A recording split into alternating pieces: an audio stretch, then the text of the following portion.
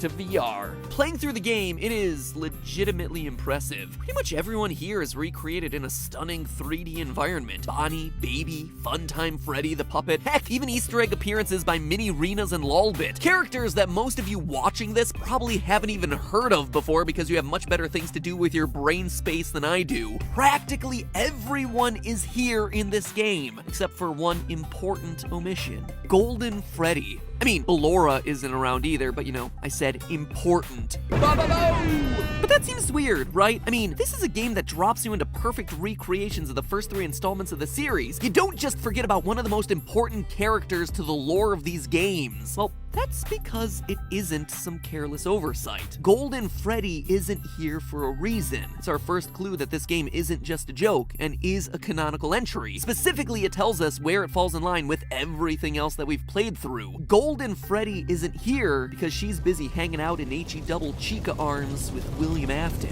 Think back to the end of Ultimate Custom Night and our previous theories. By tracking the voice lines used throughout the game over screens, we were able to piece together that we're playing as William Afton in that game. Child killer extraordinaire, and that the whole game was him trapped in heck to atone for his sins. And the thing that was keeping him there was the one he should not have killed, a girl named Cassidy. The spirit who had an axe to grind, possessing the Golden Freddy suit. The reason Golden Freddy isn't in Fnaf VR is because the spirit is down there tormenting Willie A forever, from here until the end of the series. That's why the ultimate ending of Custom Night was Golden Freddy twitching off into the darkness. Cassidy never gives up her soul, no matter what Old Man Consequences said. Further cementing that Help Wanted is now at the end of the FNAF timeline is this miserable little creature right here, the Scrap Baby plush. Because why wouldn't you want to cuddle with something that rips in half and eats children alive? Let me remind everyone who doesn't have an encyclopedic index of all 60 plus animatronics that have graced the screen in this franchise, that Scrap Baby is the homeless hobo version of the old baby after escaping sister location and who was voted out of the Ennard tribe sometime between FNAF 5 and 6. Her only on-screen appearance is in FNAF 6, so the fact that a reference to her exists in this game at all means that it must come after her expulsion from Ennard, sometime definitely after FNAF 5, but again, with Golden Freddy missing, it seems to secure it after everything's burned down and closed. So we have ourselves a company that's trying to rebuild its reputation after a series of tragic events. Seems pretty simple, right?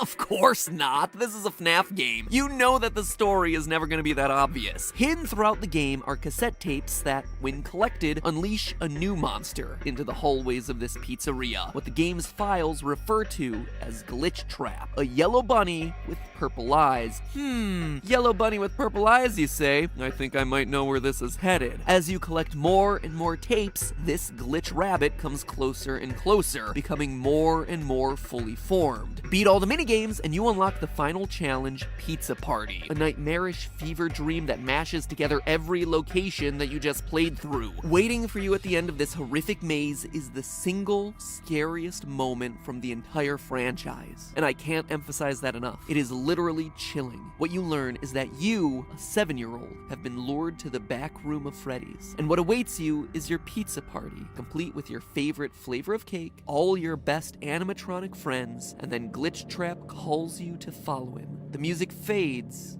and suddenly you're on stage. You're holding Freddy's microphone. You are Freddy. You've been stuffed. You are now a missing child, watching as your killer dances gleefully to the song that you're being forced to stand up on stage and sing. This isn't just a spoopy jump scare of some goofy character. This is real horror. So it definitely